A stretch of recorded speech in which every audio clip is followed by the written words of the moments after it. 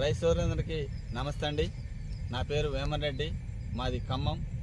ఇక్కడ కేసముద్ర దగ్గర కొత్తూరు అనే గ్రామంలో ఉన్నాం మనం. ఆ ఊళ్ళో మల్లేంద్రం సారు ఒక 3 ఎకరాల పొలానికి మన సెట్ స్టిమ్ రిచ్ ఇవ్వటం జరిగింది. ఎకరానికి డోస్ వచ్చేసి లీటర్ సెట్టు, 1/2 లీటర్ స్టిమ్ రిచ్ కలిపి చల్లటం జరిగింది. ఈరోజు ఇది చల్లి పోయిన 17వ తారీఖు చల్లాము. అంటే కరెక్ట్గా గురువారం, ఈరోజు గురువారమే కదా, కరెక్ట్గా 6 రోజులు అవుతుంది. ఈ రిజల్ట్ ఎలా ఉందనేది ఆ రైతు మాటలోనే తెలుసుకుందాం. సార్ చెప్పండి సార్. స్టిమ్ రిచ్ సార్, నా పేరు మలేంద్రం, మాది కేశవం దగ్గర కొత్తూరు గ్రామం సార్. అయితే నేను ఈ స్టిమ్ రిచ్ సెట్ సార్ వాళ్ళు ఫోన్ చేసి చెప్పడం జరిగింది సార్.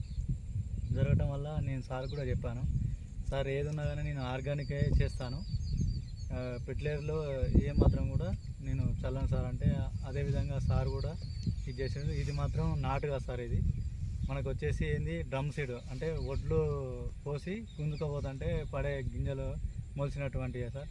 ఇప్పటికి ఇది వచ్చేసి 1 నెల రోజులు అవుతుంది సార్. అయితే స్టిమ్ రిచ్ అంతకుముందు మాన్యువల్ ఏం సార్, అది అంతే ఫస్ట్లో మాన్యువల్ వేసింది సార్. తర్వాత మాత్రం ఇప్పుడు కల్పమందు కొట్టిన తర్వాత స్టిమ్ రిచ్ను సెట్ 2 కలిపి ఎంత చేయడం జరిగింది సార్. లీటరు సెట్, 1/2 లీటరు స్టిమ్ రిచ్. ఒక ఎకరానికి వచ్చేసి అట్లా కలిపి చల్లినాం సార్. 3 ఎకరాలకు 3 సెట్లు, లీటర్న్నర స్టిమ్ రిచ్. ఎలా ఉంది సార్, మీ అనుభవం ఎలా ఉంది సార్? మంచిగా ఇప్పటికీ కూడా చాలా తేడా ఉన్నది సార్. అది ఎందుకంటే యూరియా వేస్తే ఒకటేసారి లేచి మళ్ళీ కిందికి కుంగే అవకాశం ఉంటుంది సార్.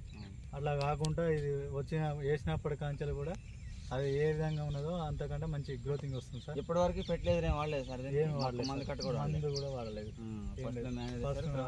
తర్వాత స్టిమ్ రిచ్ సెట్ 2 కలిపి వేసినాం అంతే. ఇప్పటి వరకు మళ్ళీ నెక్స్ట్ టైం కూడా స్టిమ్ రిచ్ను సెట్ స్ప్రే చేస్తే సరిపోతుంది అని చెప్పారు సార్. అదేవిధంగా చేద్దామని ఆలోచనలో ఉన్నారు. ఓకే సార్, రైతు సోదరులందరూ ఇది గమనించుకొని ఈ రిజల్ట్ ఎలా ఉందని తెలుసుకొని మమ్మల్ని వివరాలు తెలుసుకుంటే మేము ఇంకా డీటెయిల్స్గా చెప్పడం జరిగింది. తర్వాత మీరు కూడా వాడి మంచి దిగుబడి పొందాలని ఆశిస్తున్నాం. రండి.